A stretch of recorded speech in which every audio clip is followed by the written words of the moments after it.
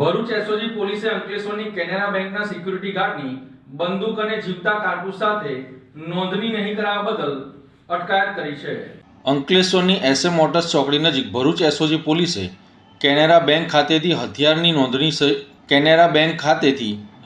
નોંધણી નહીં કરાવનાર સિક્યુરિટી ગાર્ડની અટકાયત કરી બંદૂક અને 12 જીવતા કારતૂસ કબજે કરી ગુનો નોંધ્યો છે। અંકલેશ્વરની રાજપીપળા ચોકડી પાસે આવેલ સિલ્વર સિટી ખાતે રહેતા અને અંકલેશ્વરની એસએમ મોટર્સ ચોકડી ઉપર કેનેરા બેંક ખાતે સિક્યુરિટી ગાર્ડ તરીકેની ફરજ બજાવતા હરપાલસિંહ પુટનસિંહ રાજાવત અનઅધિકૃત હથિયાર પરવાના અને શસ્ત્ર રાખતા હોવાની બાતમી ભરૂચ એસઓજી પોલીસને મળી હતી। મળેલી બાતમીના આધારે એસઓજીએ સ્થળ પર પહોંચી તપાસ કરતા સિક્યુરિટી ગાર્ડ પંજાબ રાજ્યના હથિયાર પરવાનાના આધારે નોકરી કરતો હોવાનું માલુમ પડ્યું હતું। આ ગાર્ડે ભરૂચ જિલ્લા મેજિસ્ટ્રેટ કચેરીમાં નોંધણી નહીં કરાવી જાહેરનામાનો ભંગનો ગુનો નોંધી બંદૂક અને 12 જીવતા કારતૂસ કબજે કરી વધુ તપાસ હાથ ધરી છે।